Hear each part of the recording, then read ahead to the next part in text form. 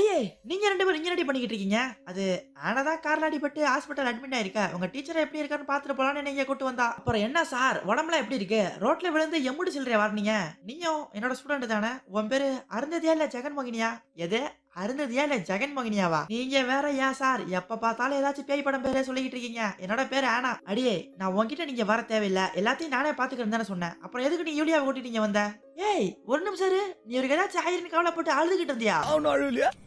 கண்ணு வேர்க்குது. இங்க பாருங்க சார், உங்களுக்கு பெருசா எதுவும் அடிபடல. அத நினைச்சா எனக்கு சந்தோஷமா தான் இருக்கு. ஆனா அடுத்த தடவை இந்த மாதிரி ஏதாச்சும் நல்ல காரியம் பண்ணும்போது உங்களை சுத்தி என்ன நடக்குதுன்னு கவனிச்சு கேர்ஃபுல்லா இருங்க. ஏன்னா ஒரு டீச்சர் ஸ்டூடெண்ட் கண்ணு முன்னால சாகுறதெல்லாம் எந்த அளவுக்கு கொடூரமான விஷயம். அங்க பாருங்க பாவம் மீக்கோ உங்களுக்கு ஆக்சிடென்ட் ஆனதுல இருந்து அவ ரொம்பவே ஃபீல் பண்ணி சோகமா சுத்திக்கிட்டு இருக்கானே. நான் மழை பார்த்து சாருங்கிற மரியாதை கூட இல்லாம கண்ணா பின்னாடி கத்திக்கிட்டு இருக்கா. அடியே நீ அவரை நல்லா விசாரிக்க தானே வந்த. இப்ப எதுக்கு தேவையில்லாம வாழு கத்திக்கிட்டு இருக்க? அதான் எதுவும் நடக்கல இல்ல. கொஞ்ச நேரம் அமைதியா தான் இருவேன். பேஷண்ட பாக்க வர்ற ஒவ்வொருத்தரும் கை நிறைய பழத்தை கொண்டாந்து கொடுப்பாங்க. உன்னெல்லாம் யார் இங்க வர சொன்னா?